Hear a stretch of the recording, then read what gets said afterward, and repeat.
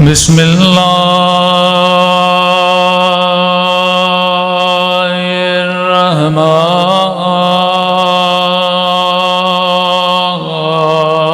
الرحمن الرحیم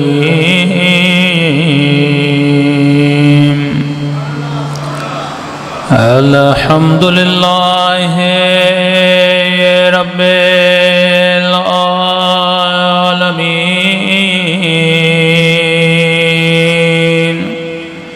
الحمد للہ کما هو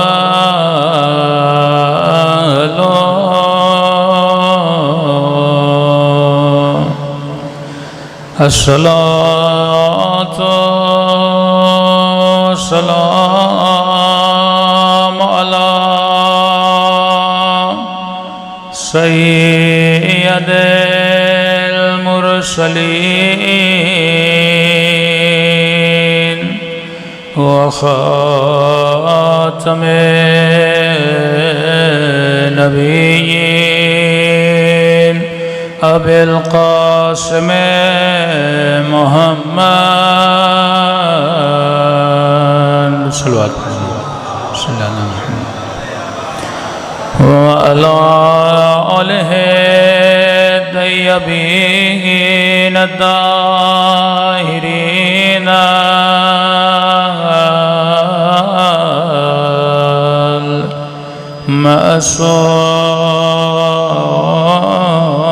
المعصومين سب مل کے دعائے امام زمان اللہم کل ولیک حجت بن الحسن صلواتک علیہ وعلی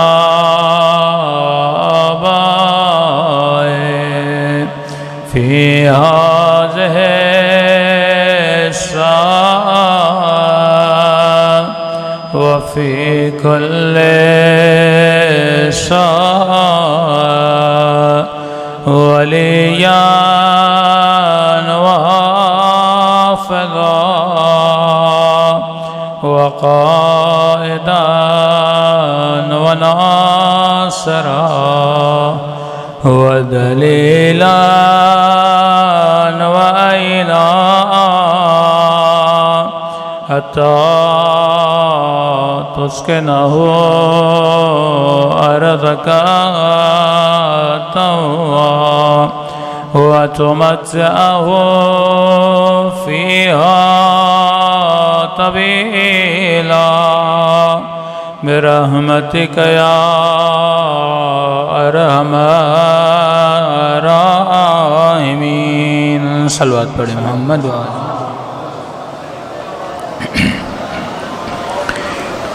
بسم اللہ الرحمن الرحیم رب اشرح لی صدری ویسر لی امری واحلل عقدۃ من لسانی یفقهوا قولی اما بعد فقد قال سبحانہ وتعالی بقیت اللہ خیر لکم ان کنتم مؤمنین صلوات پڑھے محمد وعلی محمد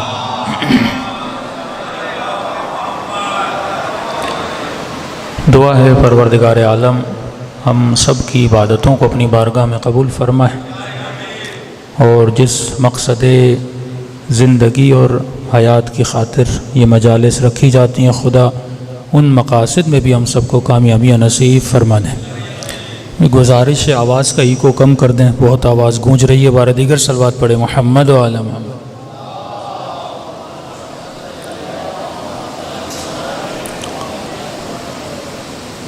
ماہ محرم الحرام کے دن انشاءاللہ کل سے شروع ہو جائیں گے اور محرم کا مطلب یہ ہوتا ہے کہ انسان خود کو ولایت کے لیے آمادہ کرے ایک وہ امام ہیں جو شہید ہو چکے اور دوسرے وہ امام ہیں جو امام حاضر ہیں تو اگر امام حسین کی معرفت انسان حاصل کرنا چاہتا ہے وہ تب تک حاصل نہیں ہو سکتی جب تک انسان امام زمانہ کی معرفت حاصل نہ کرے، کیونکہ وجود امام ہے جو ہمیں ولایت کے راستے تک پہنچا سکتا ہے۔ اس کے علاوہ کوئی نہ راستہ ہے نہ کوئی طریق ہے جو انسان کو ہدایت پہ لا سکتا ہے۔ اب صرف امام زمانہ کا ذکر کرنا، صرف اپنی مجلسوں کی ابتدا میں اللہم کل ولیک الحجۃ ابن الحسن پڑھنا اور مجلسوں کے اختتام میں امام زمانہ کو سلام کرنا، تو صرف سلام کرنے سے انسان کو معرفت نہیں ملتی، صرف دعا کرنے سے انسان کو ہدایت نہیں ملتی، ورنہ مسلمانوں کی وہ کون سی مسجد ہے جہاں دعائیں نہیں کی جاتی؟ دعا تو مکے میں بھی کی جا رہی ہے، دعا تو مدینے میں بھی کی جا رہی ہے، لیکن مخ عبادت جسے کہتے ہیں، اللہ یہ نہیں دیکھتا کہ بندہ دعا کر کیا رہا ہے، اللہ یہ دیکھتا ہے کہ جس زبان سے دعا کی جا رہی ہے وہ زبان کون سی زبان ہے، جو ہاتھ اس کے دربار میں اٹھائے جا رہے ہیں وہ ہاتھ کون سے آتے ہیں؟ انما یتقبل اللہ من المتقین۔ اگر زبان شمر کی ہوگی لیکن قرآن پڑھا جائے اس زبان سے، اس زبان کا کوئی فائدہ نہیں ہے۔ اگر آنکھیں ابن سعد والی ہوں اور ان آنکھوں سے کعبے کی زیارت کی جائے تو اس زیارت کا کوئی فائدہ نہیں ہے۔ اگر شکم امیر شام والی ہو اور اس میں کتنی بھی حلال روزی ڈالی جائے تو اس شکم کا کوئی فائدہ نہیں ہے۔ پہلی شرط یہ ہے کہ اگر پاک پانی پینا ہے تو اس کے لیے پاک ظرف کا ہونا ضروری ہے۔ اگر ظرف پاک نہیں تو پاک پانی کا کوئی فائدہ بھی نہیں ہے۔ مثلا یہ گلاس ہے، گلاس کے اندر پانی ہے، پانی پاک ہے، لیکن اگر ظرف نجس ہو تو پانی بھی کیا ہو جائے گا؟ نجس ہو جائے گا۔ جس طرح اللہ کی اتنی رحمت پاکستان پہ برس رہی ہے، دن رات بارشیں برس رہی ہیں، لیکن سارا پانی نالے کے پانی میں مل کے کیا ہو جاتا ہے؟ ضائع ہو جاتا ہے نا۔ لیکن آپ دوسرے ممالک میں چلے جائیں، انہوں نے بارش کے پانی کا الگ سسٹم بنایا ہوتا ہے، ڈریننگ سسٹم الگ ہوتا ہے، اس سے وہ پانی کو سیو کرتے ہیں، وہ پانی ڈیم میں جاتا ہے، پورا سال اس ملک کے رہنے والے اللہ کی برسی ہوئی رحمت کا پانی پیتے رہتے ہیں۔ اللہم صلی علی محمد۔ تب اللہ کا کام ہے آپ کے شہروں میں، آپ کے ملکوں میں آپ کے اوپر رحمت کا پانی برسائیں، لیکن وہ سسٹم کون بنائے گا؟ وہ انسان کا کام ہے۔ یہ ڈینج سسٹم کون بنائے گا؟ انسان بنائے گا۔ اللہ کی برسے ہوئے رحمت کے پانی کو الگ کون کرے گا؟ یہ انسان کرے گا۔ اللہ کا کام ہے کہ زمین میں تم ایک دانہ ڈالو، تھوڑی سی محنت کرو، اس کو 100 دانوں میں بدل کے نکالتا ہے، لیکن اس دانے کو کاٹنا، اس کو گندم بنانا، اس کو آٹا بنانا، اس کو گھر تک لانا، یہ کس کی ذمہ داری ہے؟ انسان کی ذمہ داری ہے۔ امام حسین کا کام تھا کہ کربلا جائیں اور پوری انسانیت کو پیغام دیں۔ سیدہ زینب کا کمال یہ تھا کہ بی بی کے صدقے میں آج یہ مجلسیں بپا ہو رہی ہیں۔ امام زین العابدین کا کمال یہ تھا کہ آج تمہارے گھروں میں صحیفے سجادیہ ہے، آج تمہارے گھروں میں مفاتیح الجنان ہے۔ تو ان کا کام ہے کہ چیزوں کو پلیٹ میں رکھ کے تمہارے گھروں تک پہنچانا، لیکن اس چیز کو کھانا، اس سے استفادہ کرنا، یہ کس کا کام ہے؟ انسان کا کام ہے۔ مسجد کا مؤذن زیادہ سے زیادہ اذان دے سکتا ہے، وہ یہی بول سکتا ہے کہ حی علی الصلاۃ، حی علی الفلاح، حی علی خیر العمل، آ جاؤ نماز کی طرف، آ جاؤ بہترین عمل کی طرف، آ جاؤ معراج عبادت کی طرف۔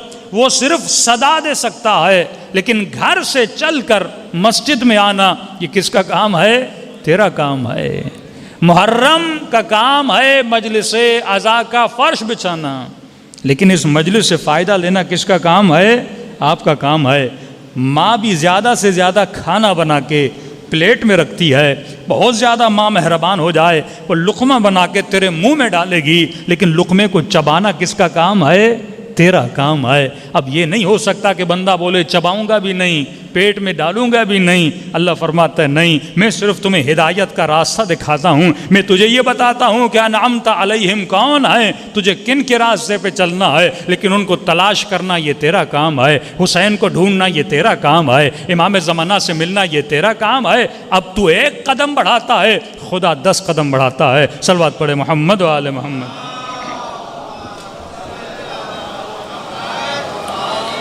محمد میں آواز سے ابھی بھی مطمئن نہیں، آواز بہت گونج رہی ہے، بار دیگر صلوات پڑھے محمد و آل محمد۔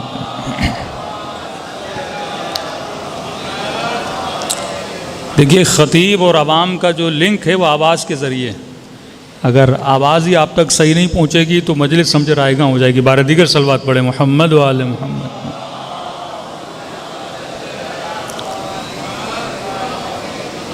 تو اسی لیے ارشاد ہوا کہ بقیت اللہ خیر لکم ان کنتم مؤمنین۔ انسان ایک ایسا وجود ہے جسے خدا نے آج تک باقی رکھا، یہ وجود تمہاری زندگیوں میں خیر لائے گا، برکت لائے گا۔ آج ہر مومن خود سے سوال کرے یہ کس کا وجود ہے جسے خدا نے آج تک باقی رکھا؟ کسی اور کو پتہ ہو یا نہ ہو، لیکن مکتب اہل بیت کے چاہنے والے کو پتہ ہے کہ وجود امام زمانہ عجل اللہ تعالی فرجہ الشریف، یہ مولا کا وجود ہے جسے خدا نے ہزارہ سال گزر گئے، ابھی تک یہ وجود باقی ہے۔ فرمایا یہ وجود تمہاری زندگیوں میں خیر لائے گا، یہ وجود تمہاری زندگیوں میں برکت لائے گا۔ آج مومن دل پہ ہاتھ رکھ کے واللہ یہ بتائے کہ آج ہم میں سے ہر بندہ امام زمانہ کو مانتا ہے۔ وہ کون سا شیعہ ہے جو وجود امام زمانہ پر ایمان نہ رکھے؟ لیکن وہ وعدہ جو قرآن نے دیا کہ جس نے بھی اس وجود کو مانا، اللہ اس کی زندگی میں خیر لائے گا، اللہ اس کی زندگی میں برکت لائے گا۔ آج مومن اپنے گریباں میں جھانک کر دیکھے، کیا میرے گھروں میں سکون ہے؟ کیا میرے دل میں وہ اطمینان ہے جس کا وعدہ پروردگار عالم نے دیا ہے؟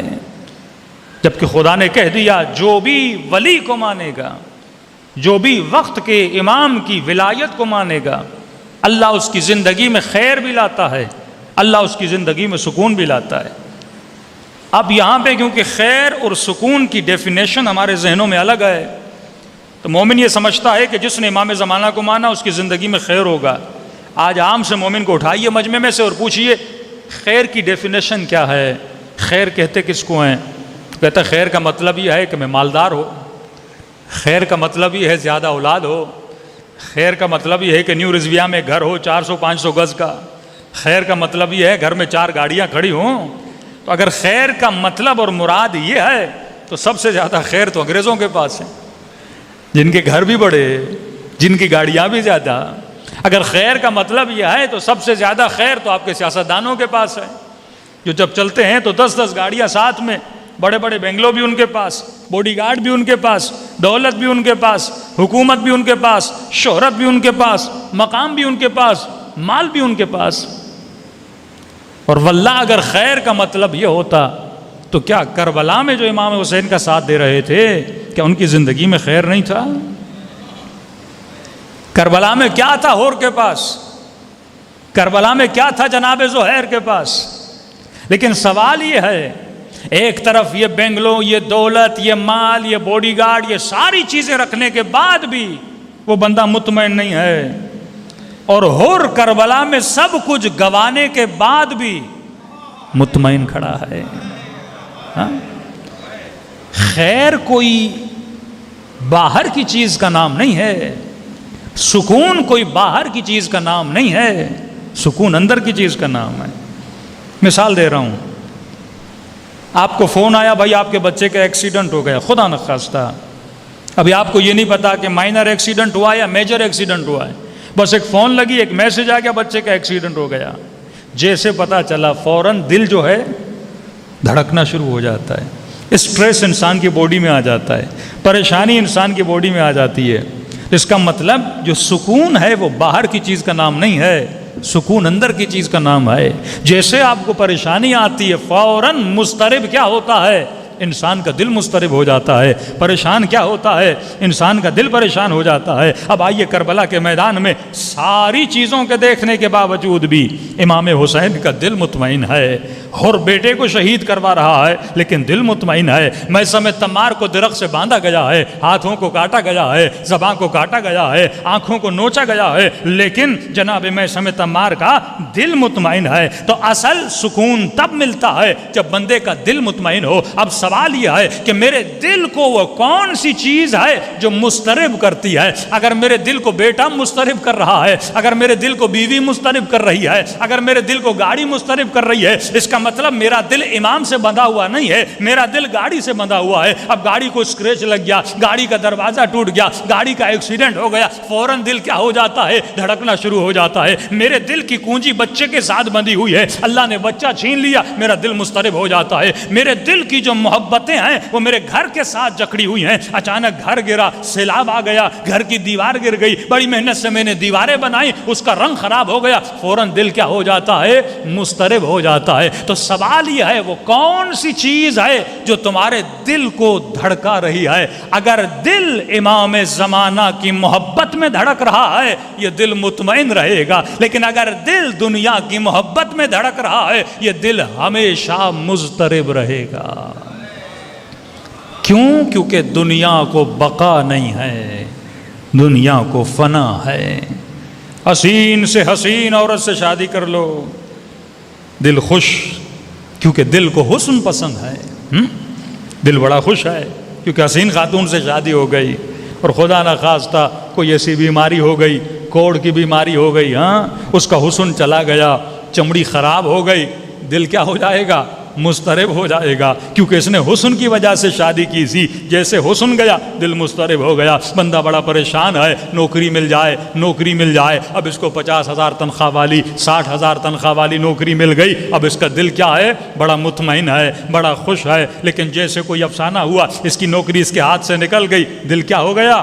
مضطرب ہو گیا۔ مطلب تمہارا دل جو ہے وہ تمہارے امام کے اشاروں پہ نہیں چل رہا، وہ دنیا کی محبت کے اشاروں میں چل رہا ہے۔ تو اگر سکون اور اطمینان چاہتے ہو، جب تک دل کی کنجی، جب تک تمہارے دل پر ولی خدا کی حکومت نہیں ہوگی، تب تک تمہارے وجود میں سکون نہیں آ سکتا۔ صلوات پڑھے محمد و آل محمد۔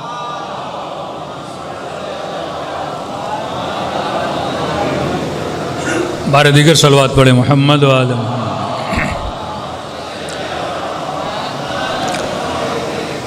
تو پورے قرآن میں کئی مرتبہ لفظ قلب آیا ہے۔ اب مومن یہ سمجھے کہ قلب کا مطلب یہ گوشت کا لوتھڑا ہے۔ یہ بات صحیح ہے کہ جتنے بھی احساسات اور ایموشنز کے ایفیکٹ ہوتے ہیں وہ دل پہ ہوتے ہیں، تبھی اس کو قلب کہا گیا، کیونکہ کبھی محبت میں دل بہت تیز دھڑکتا ہے، کبھی غم میں دل بہت تیز دھڑکتا ہے، اور انسان کو اٹیک بھی یہیں پہ آتا ہے۔ تو دل کی کیونکہ اہمیت ہے وجود بشر میں، دل ایک سینٹرل پاور ہے آپ کے وجود میں، جب تک یہ خون پہنچا رہا ہے انسان زندہ ہے۔ جیسے دل رکا، کئی اوقات یہ بھی ہوتا ہے دماغ چل رہا ہوتا ہے لیکن دل انسان کا رک جاتا ہے، تو انسان ظاہر ہے وہ ڈیڈ ہو جاتا ہے۔ تو آپ کے وجود میں جو خون پہنچا رہا ہے وہ آپ کا دل ہے۔ لیکن قلب سے مراد، جو علماء فرماتے ہیں جہاں جہاں قرآن میں لفظ قلب ہے، قلب سے مراد روح بشر ہے، آپ کی ذات ہے۔ روح کا مطلب آپ، روح کا مطلب میں۔ جسم ایک سواری ہے جس پہ آپ کی روح سوار ہے، ایک راکب ہے، ایک مرکوب ہے۔ لیکن سب سے بڑی غلطی جو انسان کرتا ہے، جو کربلا میں امام حسین کے مقابلے میں آنے والوں نے کی، وہ غلطی یہ تھی کہ جسم خدمت بشر کے لیے آیا، جسم روح کی خدمت کے لیے آیا، لیکن انسان جیسے دنیا میں آیا وہ خادم جسم بن گیا۔ یعنی یہ میرے ہاتھ، یہ میری آنکھیں، یہ میری زبان، یہ میرا جسم کس کی خدمت کے لیے ہے؟ میری روح کی خدمت کے لیے ہے۔ لیکن ہم نے کیا کیا؟ ہم جسم کی خدمت کرنے لگے۔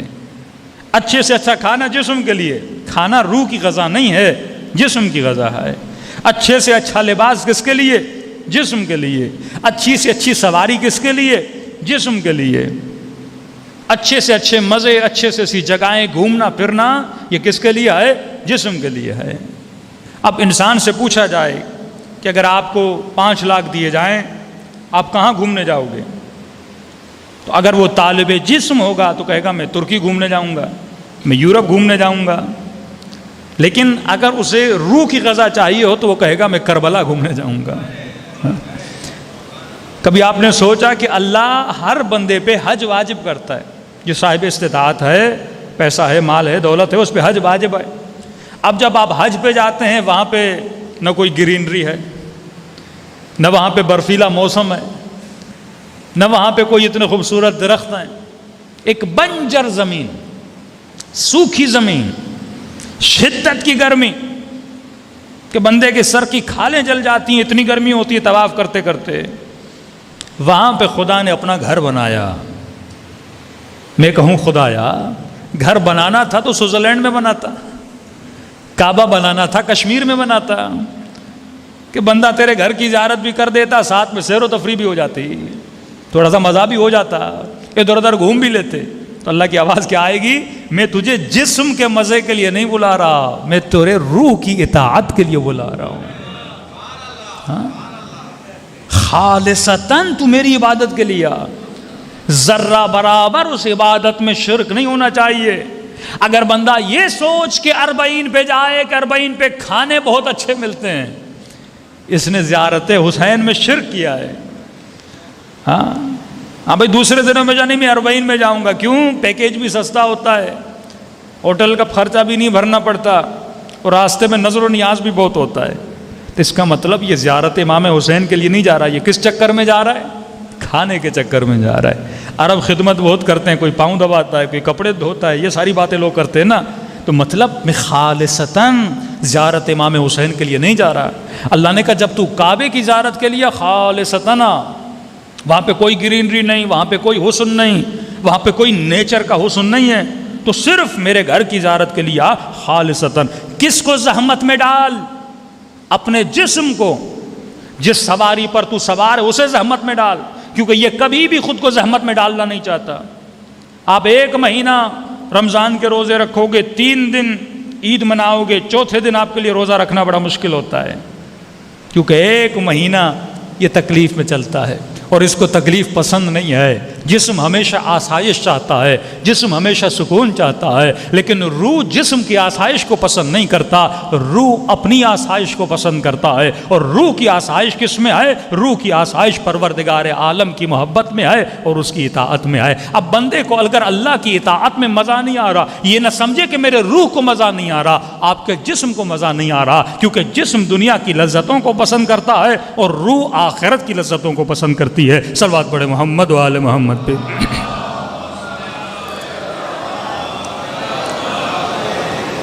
تو یہ فرق محسوس کرنا بڑا اہم ہے۔ آپ دیکھتے ہیں ویسٹرن ورلڈ کہ ویسٹرن دنیا بھی اپنے لیے محنت کر رہی ہے، لیکن سب سے بڑی غلطی جو انگریز نے کی یا آج کے لبرل لوگوں نے یا سیکولر مائنڈ سیٹ لوگوں نے کی، کہیں ایسا تو نہیں کہ ہم بھی وہ غلطی کر رہے ہیں، مطلب ہم مجلس امام حسین میں آئیں، غم امام حسین منائیں، لیکن ہم وہی غلطی کریں۔ کون سی غلطی؟ کہ جب انسان جوان ہوا اس نے یہ سمجھا کہ میری حقیقت میرا بدن ہے۔ یہ اتنے انسان یہاں پہ بیٹھے ہوئے ہیں، کبھی آپ نے سوچا کہ دنیا کی کائنات کی سب سے بڑی مشین کا نام کیا ہے؟ انسان۔ یعنی اللہ کی قدرت کا اگر کرشمہ ہے تو وہ انسان ہے کتنا چھوٹا، لیکن کتنے بڑے بڑے جہازوں کو ہواؤں میں اڑاتا ہے کتنا چھوٹا، ٹائٹینک سے بڑی کشتیوں کو سمندروں میں چلاتا ہے کتنا چھوٹا، لیکن ہاتھی کو کنٹرول کرتا ہے کتنا چھوٹا، لیکن شیر کو سرکس میں لا کے اپنا غلام بنا دیتا ہے کتنا چھوٹا، لیکن کتنی بڑی بڑی عمارتیں بناتا ہے۔ کس چیز کی وجہ سے؟ کیونکہ یہ کائنات کی سب سے بڑی مشین جس کا نام انسان ہے۔ لیکن کبھی سوچا اتنی بڑی مشین جو اللہ نے کریٹ کی، جو اللہ نے بنائی، اس کی عمر اتنی کم، 60 سال، 70 سال، اور ہاتھی جو کسی کام کا نہیں 200 سال، درخت ہزار سال. ہاں، یہ چھوٹے چھوٹے حیوانات آپ دیکھیں گے، مطلب اس کو 200 سال عمر ملے وہ فائدہ ہے، یا ہمیں 200 سال عمر ملتی، کہ جو مشین اتنی بڑی ہے اس کا یوز بھی اتنا زیادہ ہے. لیکن اللہ نے کم سے کم وقت دیا انسان کو، کم سے کم ٹائم دیا، کیونکہ یہ کم سے کم وقت میں صدیوں کا سفر طے کر سکتا ہے. اگر انسان چاہے تو 1 منٹ میں 100 سال کا سفر طے کر سکتا ہے، اور اگر انسان نہ چاہے تو 60 سال میں بھی 60 صدیاں پیچھے جا سکتا ہے. مثال دوں گا آپ کو، جناب حر، ایک رات میں حر نے 1000 سال کا سفر طے کر دیا، ایک رات تھی. دیکھیے لمحوں میں انسان بدلتا ہے، لمحوں میں انسان سفر طے کرتا ہے. مثال کے طور پہ ایک جوان گناہ زنا کی طرف جا رہا ہے، کسی نامحرم خاتون نے اسے دعوت دی ہے، اب یہ قدم بڑھا رہا ہے جب گناہ کی طرف، یہ 1000 سال عالم برزخ میں خود کو پیچھے کر رہا ہے. لیکن وہیں پہ اگر خدا نے اسے ہدایت دی، خوف خدا اس کے دل میں آیا، امام زمانہ کا ادب اس کے دل میں آیا، اور وہیں سے یہ پلٹا، اس نے 100 سال کا سفر لمحوں میں طے کر دیا. یہ آپ کا جو ڈیسیژن ہوتا ہے، ود ان دی سیکنڈز آپ 1000 سال کا سفر طے کرتے ہو، ود ان دی سیکنڈز آپ 1000 سال پیچھے آتے ہو. حر ایک لمحے میں حسینی بنا، اور ابن سعد جو بچپن میں امام حسین کے ساتھ کھیلتا تھا، مولا کو جانتا تھا، ایک لمحے میں کیا بنا؟ خالدین فیہا، ابدی جہنم کی طرف چلا گیا. تو یہی جو آپ کے لمحے ہیں بڑے قیمتی ہیں. مولا امیر المومنین فرماتے ہیں اگر آخرت کے 1000 سال علی کو دیے جائیں، علی دنیا کا 1 گھنٹہ دینے کے لیے تیار نہیں ہے. دنیا ہے تو کم، منیمم دنیا میکسیمم آخرت کو بناتی ہے، منیمم دنیا ابدیت کو بناتی ہے. یہاں گناہ 5 منٹ کا ہوتا ہے، لیکن وہاں سزا ہمیشہ کے لیے ہوتی ہے. یہاں ثواب 5 منٹ کا ہوتا ہے، لیکن جنت ہمیشہ کے لیے ہوتی ہے. یہ خنجر جو امام حسین کے گلے پہ چلا تھا کتنے منٹ کے لیے چلا ہوگا؟ میکسیمم 2 منٹس 3 منٹس امام حسین کے گلے پہ خنجر چلا ہوگا. لیکن یہ خنجر کا چلنا جس نے شمر کو ہمیشہ کے لیے جہنمی بنا دیا. اور حر کو کتنے منٹ لگے ہوں گے خیمے سے نکل کر امام حسین تک پہنچنے میں؟ چند ہی منٹ لگے ہوں گے. لیکن ان چند منٹ میں حر حسین کی طرف سفر نہیں کر رہا تھا، بلکہ اپنی جنت کی طرف سفر کر رہا تھا. تو یہ آپ کے لمحے ہیں جو آپ کی زندگی میں سکون بناتے ہیں. یہ 1 گھنٹہ جو مجلس امام حسین میں آتے ہو، یہ مت سمجھنا یہ تمہاری زندگی کا 1 گھنٹہ ہے، بلکہ یہ 1 گھنٹہ نہیں ہے. تو 1000 سال اپنی آخرت کو بنا رہا ہے، عالم برزخ کو بنا رہا ہے. صلوات پڑھے محمد و آل محمد.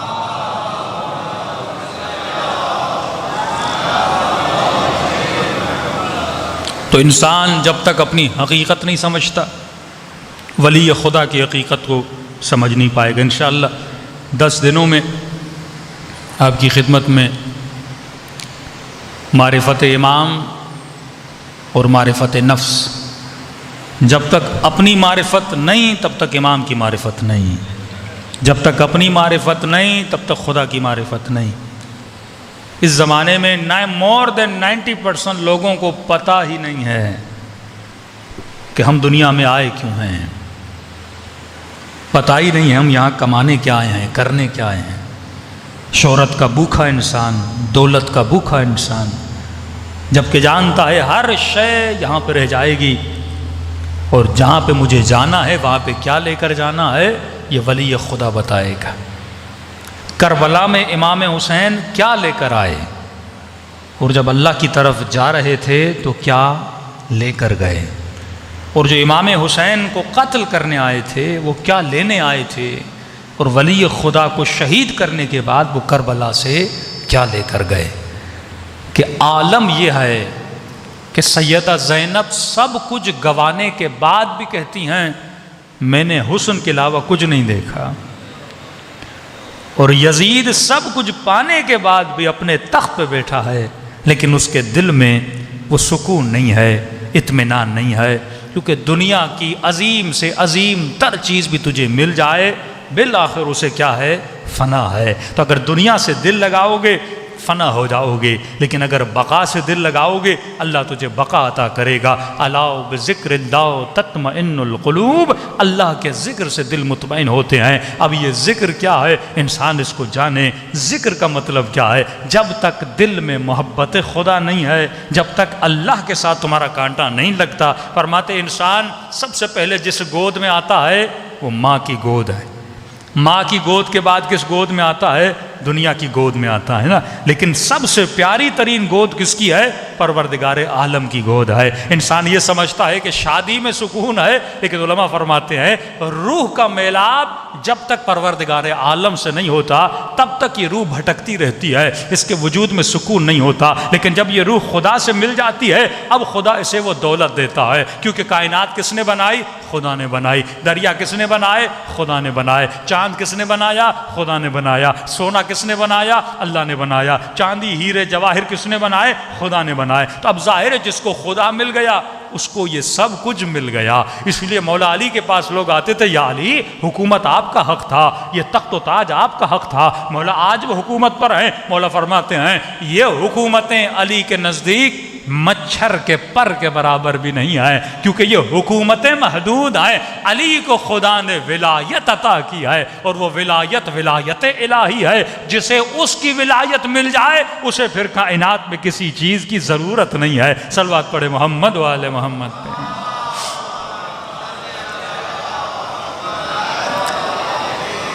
تو یہاں پہ ہم ولی بننے کے لیے آئے ہیں، یہاں کوئی زرداری اور خان اور نواز بننے کے لیے نہیں آیا، یہاں حقیقی ولایت لینے کے لیے آپ آئے ہو۔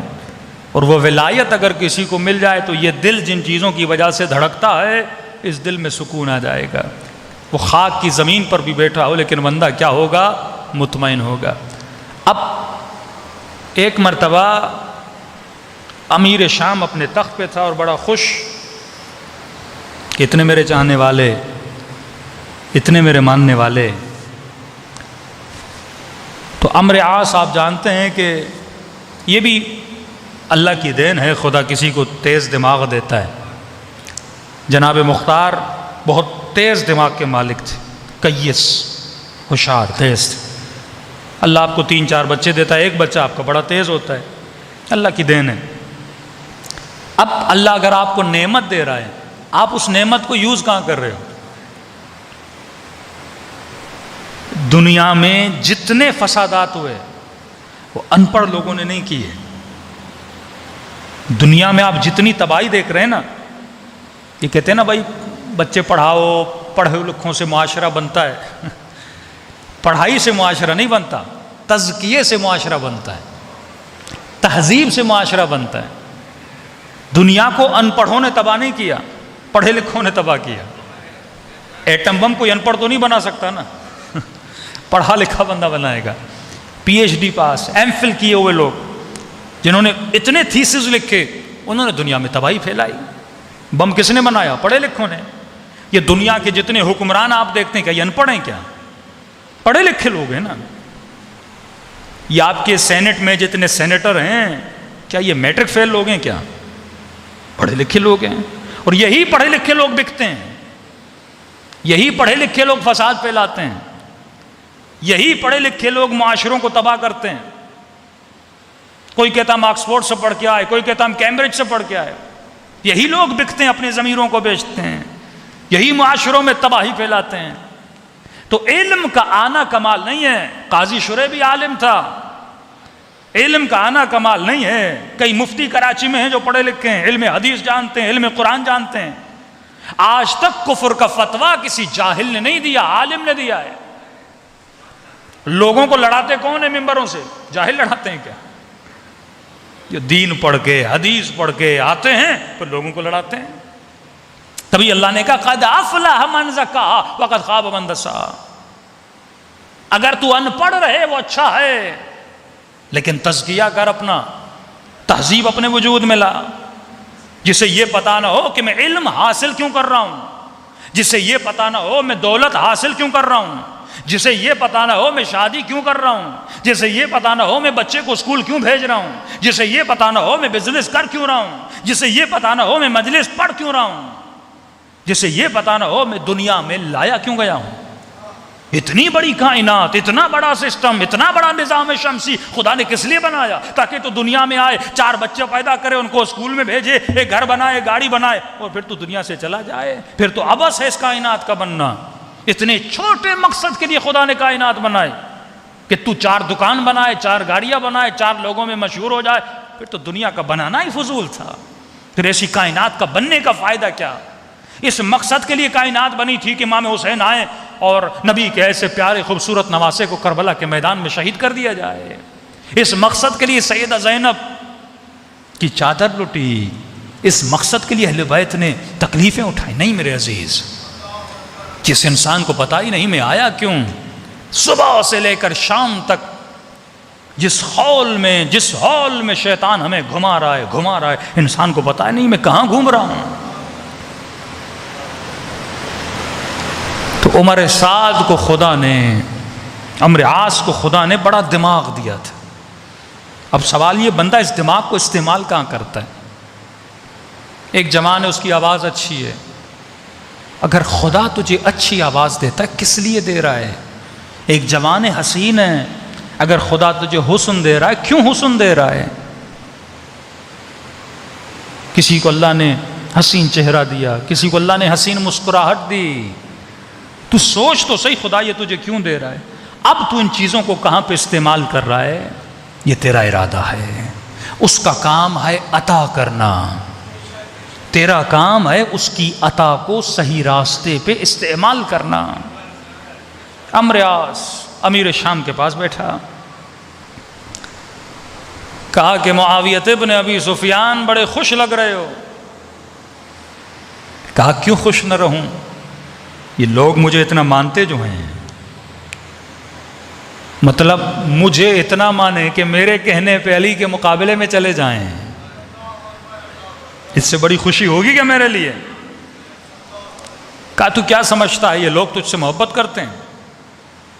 تیری محبت میں کہاں؟ کہ یہ بات یاد رکھنا، یہ لوگ سب تیرے ساتھ ہیں اس لیے کیونکہ تو ان کو کھلا رہا ہے، تو ان کو مال دے رہا ہے۔ سیاسی پارٹیاں آپ دیکھتے ہیں نا، ان کے کچھ ممبرز کبھی ادھر کبھی ادھر، تو جو کھلائے گا جو پلائے گا بندہ ادھر۔ کئی ایسے عزادار بھی آپ نے دیکھے ہوں گے، کل اعلان ہو جائے فلاں جگہ پہ عشرہ ہے، اور عشرے کے بعد ٹکے کھلائے جائیں گے، کباب کھلائے جائیں گے، رول کھلائے جائیں گے، مجمع کہاں؟ تو جو جس کا پجاری ہوتا ہے، جس کے دل میں جس شے کی محبت زیادہ ہوتی ہے وہاں بھاگتا ہے نا۔ آپ نہیں بھاگتے، آپ کو محبت بھگاتی ہے۔ جو جہاں بھاگ رہا ہے، کوئی گاڑی کے پیچھے، کوئی لڑکی کے پیچھے، کوئی دولت کے پیچھے، کوئی شہرت کے پیچھے، کوئی مقام کے پیچھے، جس کے دل میں جس کی محبت ہے وہ وہاں پہ دوڑ رہا ہے، وہ وہاں پہ بھاگ رہا ہے۔ اب سوال یہ ہے کہ میرے دل میں حاکم کون ہے؟ کس کی محبت حاکم ہے؟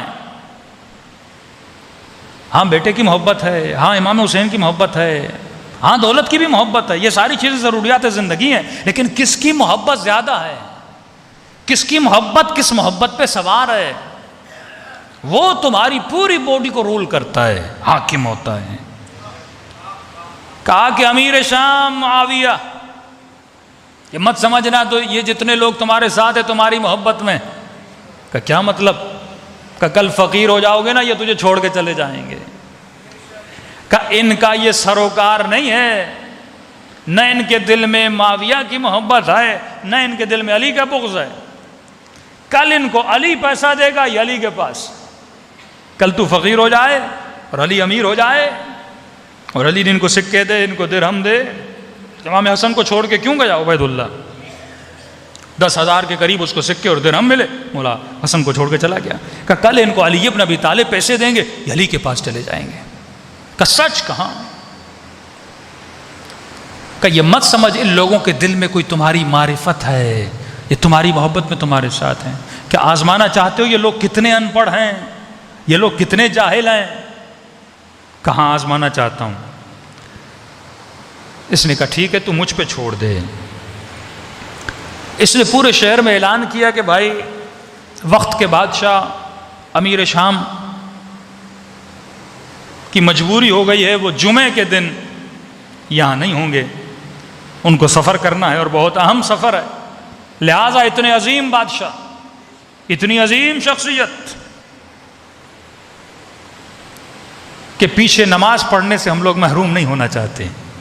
لہٰذا اعلان کیا جاتا ہے کہ جمعے کی نماز بدھ کو پڑھی جائے گی، اور جس نے بھی اتنی عظیم شخصیت کے پیچھے فیض لینا ہے، ثواب کمانا ہے، محروم نہیں ہونا چاہتا، وہ آ جائے. پورے شام کے لوگ جمع ہوئے. بدھ کے دن امیر شام نے جمعے کے خطبے دیے، جمعے کی نماز پڑھائی. نماز ختم ہوئی، عمرو عاص بھی پیچھے نماز پڑھ رہا ہے، اور اتنے خوشی کے عالم بھی اپنے دربار میں پہنچا اور کہا عمرو عاص تو کیسی باتیں کر رہا ہے؟ تو کہتا یہ لوگ دیندار نہیں، تو کہتا یہ لوگ متدین نہیں، تو کہتا یہ لوگ جاہل ہیں، تو کہتا یہ لوگ بے دین ہیں، یہ مال کی وجہ سے میرے پیچھے ہیں. اگر ایسا ہوتا یہ کبھی میرے پیچھے نماز نہ پڑھتے. عمرو عاص نے کہا امیر شام لگتا ہے آپ کو بھی پتہ نہیں لگا، آپ نے جمعے کی نماز بدھ کے دن پڑھا دی ہے. وہ کیسا دیندار ہے جسے یہ تمیز نہیں ہے کہ ان کا کوئی سروکار نہیں ہے. آپ پیسہ دے رہے ہو، جمعے کی نماز ہفتے کو بھی پڑھاؤ یہ پڑھ لیں گے. یہ اپنا دین بیچنے کے لیے تیار ہے مال کی خاطر. یہاں پہ امیر شام چونکا کہ یہ بڑے خطرناک لوگ ہیں، کل تو یہ مجھے بھی مارنے پہ تل کے آئے کہ کوئی ان کو پیسہ دے دے، کوئی ان کو دولت دے دے. کہ یہ مت سمجھو یہ تیری محبت میں تیرے ساتھ، مال کی محبت، دنیا کی محبت، پیسے کی محبت. کہ کیا کریں کہ مجھ پہ چھوڑ دو. تیز تو تھا، بڑا ہوشیار تھا. دشمن جب کام کرتا ہے تو آپ کی نبض کو پہچان کے کام کرتا ہے. اگر آپ کو راز حیات پتہ نہ ہو، انسان کو پتہ ہی نہ ہو کہ میری باڈی کو کنٹرول کون کرتا ہے، تب ہم اپنے سارے جسموں کو دشمن کے حوالے کر دیتے ہیں اور ہمیں پتہ نہیں ہوتا. اس لیے کہ آپ مجھ پہ چھوڑ دیں، میں ان سب کو آپ کا غلام بنا دوں گا اور علی کا دشمن. انہوں نے 4 میز لگائیں، کرسیاں لگائیں کہ جن جن لوگوں کے پاس جتنے جتنے بچے ہیں وہ آ جائیں، رجسٹر کروائیں. جیسے آپ کے یہاں مردم شماری ہوتی ہے، شام کے لوگ آتے کہ ہاں بھائی تمہارے کتنے بچے؟ کا میرے 3، میرے 4. لکھتے گئے، ساری لسٹیں تیار. معاویہ نے کہا اب کیا کریں؟ کہ امیر شام اب جن کے گھروں میں چھوٹے چھوٹے بچے ہیں، بڑے نہیں، 25 سال کے نہیں، 30 سال کے نہیں، 32، وہ نسلیں بڑی ہو گئیں، چھوٹی نسلوں پہ مجھے کام کرنا ہے. جن کے بچے میں 4 سال، 5 سال، 6 سال، 7 سال کے بچے ہیں ان پہ کام کرنا ہے. کہ کیا کروں؟ کہ چھوٹی چھوٹی بکریاں لو اور سپاہیوں کو حکم دو، لسٹ بناؤ 300 گھر، 400 گھر، جن کے گھر میں 2 بچے، 3 بچے، چھوٹے بچے 5 سال کے، 6 سال کے، 7 سال کے، ان سب کو جا کے بکریاں دو. بچوں کو بکریاں ملی. کس نے بھیجی ہیں؟ امیر شام نے. معاویہ ابن ابی سفیان کی طرف سے مسلمانوں کے بچوں کے لیے گفٹ ہے. بچوں کو بکریاں بڑی پسند ہوتی ہیں، چھوٹی چھوٹی بکریاں بچوں کو دے دی. اب بچے ان بکریوں کے ساتھ کھیلنے لگے. تاریخ لکھنے والا لکھتا ہے اتنی الفت ہو گئی تھی ان بچوں کی بکریوں کے ساتھ کہ جب رات کو سوتے تھے تو بکریاں ساتھ رکھ کے سوتے تھے، بکریوں سے جدا نہیں ہوتے تھے. ہر بچہ جب گلی میں آتا اپنی بکری لے کر آتا. بکری سے پیار ہو گیا، الفت ہو گئی، محبت ہو گئی. کئی مہینے گزر گئے. جب قلب میں بکری کی محبت آ گئی، آپ کے وجود کو قلب چلاتا ہے، آپ کے اعضاء و جوارح کو قلب کنٹرول کرتا ہے. خدا نخواستہ کسی جوان کو کسی خاتون سے محبت ہو جائے، پورے وجود کو قلب کنٹرول کرتا ہے. یہ ریسنٹلی انسیڈنٹ آپ کراچی میں دیکھ رہے ہیں، شیعہ بچیاں کبھی ادھر کبھی ادھر. ہاں قلب ہے نا. اب نادان بچہ ہو یا نادان بچی ہو، کم عمری میں، کج عمری میں، 17 سال کی 16 سال کی ایج میں، بالغ ہونے کے بعد جذبات کا انسان کے اوپر حملہ ہوتا ہے، شہوت کا حملہ ہوتا ہے. گھر میں اگر بندے کو پیار نہ ملے وہ احساس کمتری میں چلا جاتا ہے. باہر سے تھوڑا سا اسے پیار مل جائے انسان پھسل جاتا ہے. یہ ایک الگ ٹاپک ہے، انشاءاللہ اس کا ذکر کریں گے کہ بچوں کو پیار دیا کرو تاکہ یہ بچہ بھوک کے عالم میں باہر کسی نامحرم سے پیار لینے کی کوشش نہ کرے. باپ اگر بچی کو اتنا پیار دے اس کو ضرورت نہ پڑے، اس کی ضرورتوں کو پورا کرے، وقت پہ اس کو گفٹس دے، اس کو ہدایہ پیش کرے. اب باہر کا کوئی ترندہ، باہر کا کوئی نامحرم، کوئی شیطان آ کر اسے یہ نہیں بولے گا تیرے پاس یہ چیز نہیں، میں تمہیں مثلا موبائل گفٹ دیتا ہوں، میں تجھے کپڑے گفٹ دیتا ہوں. وہ فوراً بول دے گی یہ ساری چیزیں میرا بابا مجھے دیتا ہے، تم مجھے کیا دو گے؟ محبت میرا باپ مجھے دیتا ہے، تم مجھے کیا دو گے؟ اسے کوئی ایکسٹرا چیز نہیں ملے گی. لیکن جب اس کے اندر پیار اور محبت کی کمی ہوگی، احساس کمتری ہوگی، سائیکولوجیکلی اگر اسے کوئی پیار دے گا انسان اس کی طرف پلٹ کے چلا جاتا ہے. اور خدا نہ خواستہ اگر اس کی تہذیب نہ ہو، اندر سے وہ تربیت یافتہ نہ ہو، اسے یہ پتہ نہ ہو کہ جو حملہ ہو رہا ہے وہ دوست کا ہے یا شیطان کا ہے، جو دعوت آ رہی ہے وہ الہی دعوت ہے یا شیطانی دعوت ہے، انسان گمراہ ہو جاتا ہے، دھوکے میں آ جاتا ہے. یہی تو کام ولایت اہل بیت کا ہے کہ آپ کو یہ پہچان دلائے کہ انسان ہر بلاوے پہ لبیک نہ کہو، ہر نعرے پہ جواب نہ دو، ہر سوالی کے سوال پہ جواب نہ دو. پہلے یہ دیکھو تجھے بلانے والا حسین ہے یا یزید ہے، تجھے آواز دینے والا تیرا امام ہے، پروردگار عالم کون ہے. تو بچوں کے دلوں میں چھوٹی چھوٹی بکریوں کی محبت چلی گئی.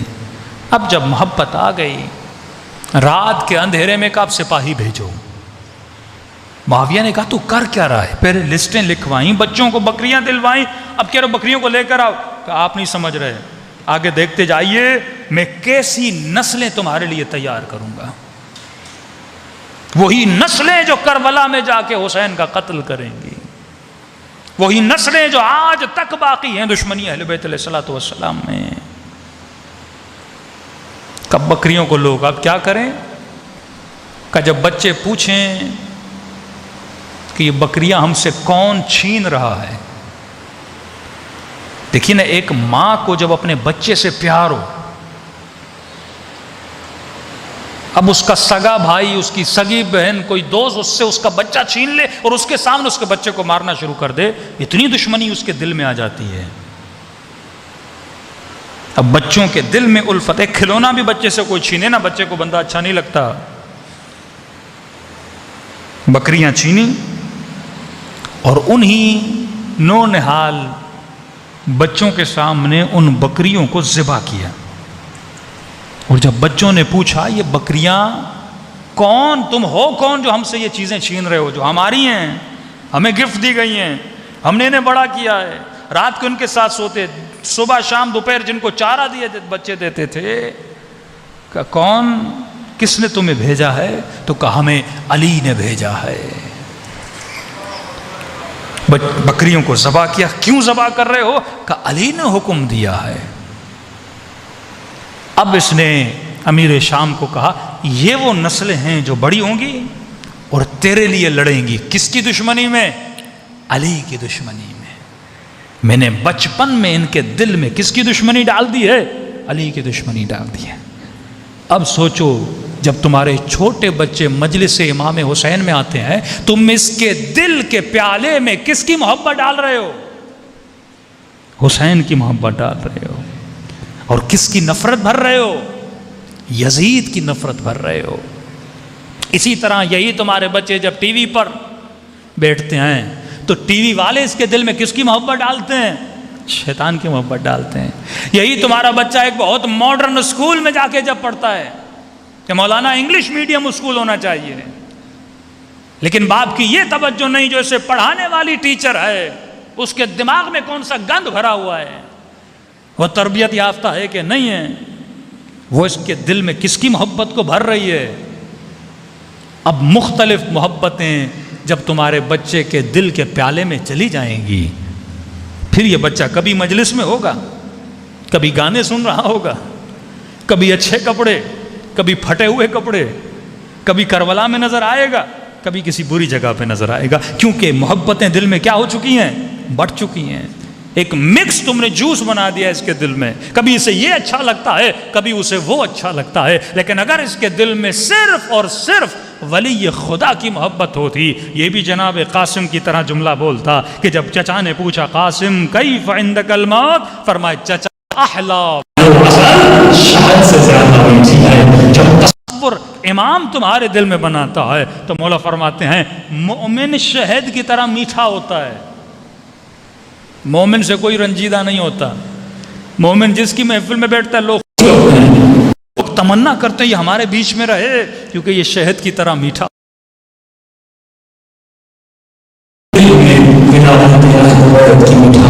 ہے۔ صلوات پڑھے محمد و آل محمد۔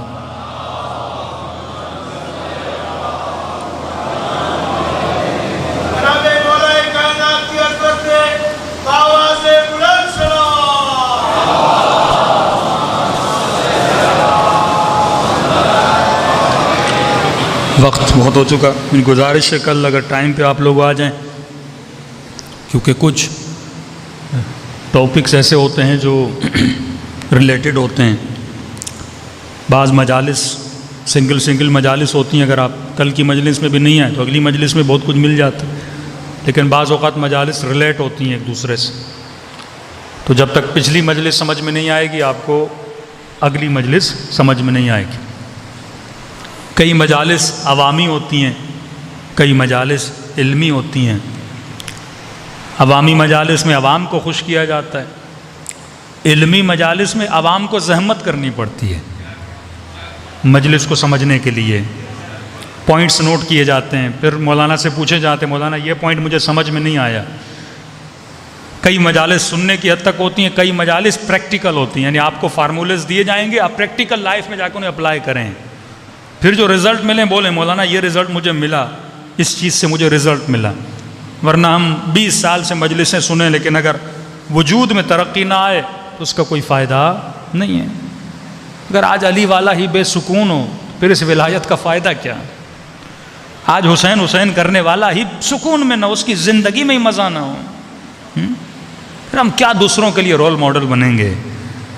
ہماری سوسائٹیز رول ماڈل ہونی چاہیے، ہمارے کریکٹرز رول ماڈل ہونے چاہیے، کہ دنیا دوڑتی ہوئی آئے کہ تمہارے پاس کون سا معجون ہے جس کی وجہ سے تو اتنا خوش و خرم ہے، کون سی چیز ہے تمہارے پاس جس کی وجہ سے تو اتنا سکون اور اطمینان سے زندگی بسر کر رہا ہے۔ جب میرے پاس ہی وہ معجون نہیں ہے میں دنیا کو اپنی طرف کیسے اٹریکٹ کر سکتا ہوں؟ بہترین ذکر محمد اور آل محمد۔ دلوں کو کربلا لے کر چلیں اور سلام کریں اپنے آقا کی مظلومیت میں کہ خدا حسین کے صدقے میں ہمیں ایسا بنائے جیسا امام حسین ہمیں دیکھنا چاہتے ہیں۔ ان دنوں میں کثرت سے سلام کیا کریں امام حسین کو، پانی پئیں، مولا کو سلام کریں، سیدہ سکینہ کو سلام کریں، اور کوشش کریں کہ دل اگر غمگین ان دنوں میں تو سمجھیں کہ دل میں معرفت آ چکی ہے۔ پچھلے زمانوں میں محرم شروع ہوتا تھا لوگ ہنسنا بھول جاتے تھے، گھروں میں سادہ کھانا بناتے تھے۔ اگر تیرا عقیدہ ہے کہ ان دنوں میں اہل بیت تمہارے گھروں میں آتے ہیں تو گھر تو ایسے ہونے چاہیے نا۔ لوگ بال بنانا بھول جاتے تھے، داڑھی سیٹ کرنا بھول جاتے تھے، لیکن افسوس سے اب محرم آتا ہے لوگ بالوں کو کلر کرنا شروع کر دیتے ہیں، داڑھیوں کو رنگ لگانا شروع کر دیتے ہیں، نئے فیشن آنا شروع ہو جاتے ہیں۔ کسی نے کہا مولانا فلاں نوح خان ہے، اس نے کوئی 40,000 اپنے بالوں کو پتہ نہیں کیریٹن ویریٹن کیا کرنے کے لیے خرچ کی۔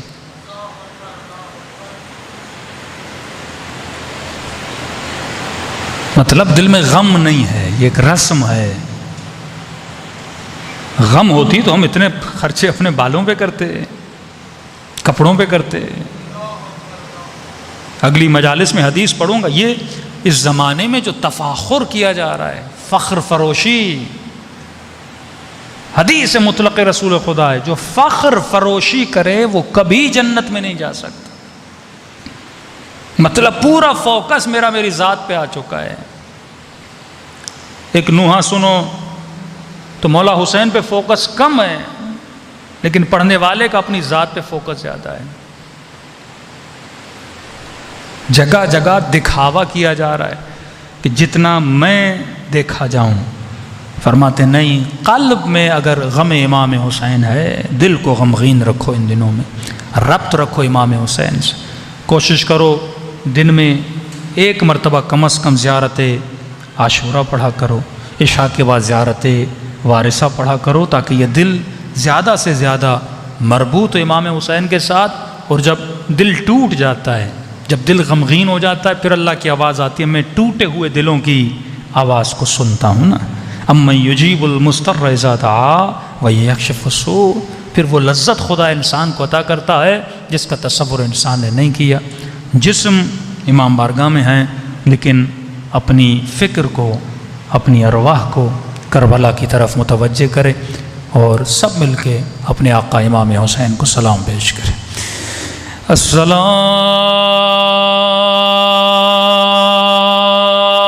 علی الحسین وعلی علی ابن الحسین وعلی اولاد الحسین وعلی اصحاب الحسین۔ سب مل کے السلام علی الحسین وعلی علی ابن حسین کی صدا بلند ہو، وعلی اولاد الحسین وعلی اصحاب، بلند آواز سے السلام علی الحسین وعلی علی ابن الحسین وعلی اولاد الحسین وعلی اصحاب۔ میرا سلام ہو زینب کی لٹی ہوئی چادر پہ،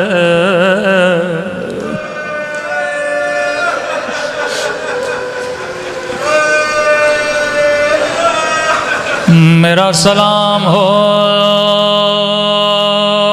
سکینہ کی یتیمی پہ، میرا سلام ہو علی اکبر کے چھلی سینے پہ، میرا سلام ہو رباب کی اجڑی ہوئی گودی پہ، حسین کا گھر اجڑنے والا ہے، میرے مولا حسین جنت البقیع گئے، ماں کی قبر پہ روک کے کہنے لگے خدا غافل اماں، میں کربلا جانے والا ہوں، اماں میرا اکبر نہ رہے گا، اما میرا علی اصغر نہ رہے گا. اما یاد ہے جب آپ کے ہاتھ کفن میں بندھے تھے، میں نے آپ کو بلایا تھا، آپ نے بند کفن کھولا تھا، حسین کو سینے سے لگایا تھا. اما یہ کہنے آیا ہوں شام غریب آئے گی. اما اس وقت بھی آنا، اپنے حسین کو سینے سے لگانا. بڑی محبت تھی امام حسین کو اپنی ماں زہرا سے. فرمایا عباس نام لکھو، کون کون سے بچے ہمارے ساتھ چلیں گے. غازی نے نام لکھنا شروع کیے. جب صغرا کا نام آیا فرمایا عباس میری صغرا ساتھ نہیں چلے گے. عباس صغرا بیمار ہے، میری بچی کی 4 پائی گھر کے دروازے پہ رکھ دو. سب بیویوں کو کہو صغرا سے خدا حافظ کرے. ایک ایک بیوی آتی تھی صغرا کو سینے سے لگاتی تھی، کہتی تھی خدا حافظ صغرا، اگر زندگی رہی پھر ملیں گے. بڑی صابرہ بی بی تھی، ایک ایک بی بی سے گلے ملتی رہی، خدا حافظ کرتی رہی. ایک مرتبہ بی بی زینب نے سینے سے لگایا، کہا خدا حافظ صغرا، اگر زندگی رہی تو پھر ملیں گے. جیسے بی بی زینب جانے لگے، صغرا نے پھوپھی کا دامن پکڑ لیا، کہنے لگی پھوپھی اماں میں سمجھ گئے اب میرا بابا واپس نہیں آئے گا، اب میرا اکبر واپس نہیں آئے گا، میرے بابا کا گھر اجڑ گیا. بی بی زینب نے سینے سے لگائے کہ صغرا اس بات کا علم میرے علاوہ حسین کے علاوہ کسی کو نہیں، بتا تجھے کس نے بتایا. رو کے کہنے لگی پھوپھی اماں میں بیمار ہوں، مجھے راتوں کو نیند نہیں آتی. آدھی رات کا وقت تھا، میں نے کیا دیکھا آسمان سے ایک اماری اتری، اماری سے کالے برقعے میں بی بی باہر آئی، زمین پہ بیٹھے خاک کو سر پہ ڈال کے کہنے لگی میرے لال حسین، تیری ماں زہرا تجھے کہاں روئے گے، او کربلا میں روئے گے یا کوفے کی بازار میں. بی بی زینب بڑا روئے، مولا حسین کے پاس آئی، فرمایا بھیا حسین اگر صغرا کے نہ چلنے کی وجہ اس کی بیماری ہے، میں زینب وعدہ کرتی ہوں صغرا کا خیال رکھوں گے، اپنے ہاتھوں سے کھانا کھلاؤں گے. مولا نے فرمایا بہن زینب میرا بھی دل ہے کہ صغرا چلے، لیکن حسین کی مجبوری سمجھو، حسین کیسی مجبوری. فرمایا بہن زینب جتنے بچے بھی ساتھ چل رہے ہیں ان میں سے کسی کی شکل بابا علی سے ملتی ہے، کسی کی شکل بھیا حسن سے ملتی ہے. بہن زینب میں امام ہوں، علم امامت سے جانتا ہوں، میرے شہید ہونے کے بعد تیرے ہاتھوں میں رسیاں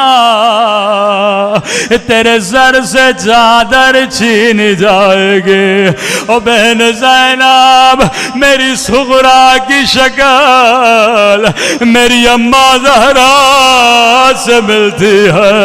او میں نہیں چاہتا میری اماں کی شبیہ او بازاروں میں پہرائی جائے او شرابی کی دربار میں. اللہ لعنت اللہ علی القوم الظالمین. پروردگار تجھے واسطہ شہدائے کربلا کی مظلومیت کا ہم سب کے صغیرہ کبیرہ گناہ معاف فرما، ہمارے والدین کے صغیرہ کبیرہ گناہ معاف فرما، ہمیں ایسا بنا جیسے ہمارے مولا ہمیں دیکھنا چاہتے ہیں. پروردگار جو زیارات کے متمنی انہیں زیارات کربلا نصیب فرما، ان آنکھوں کو امام زمانہ کی زیارت نصیب فرما. ربنا تقبل منا انک انت السمیع العلیم.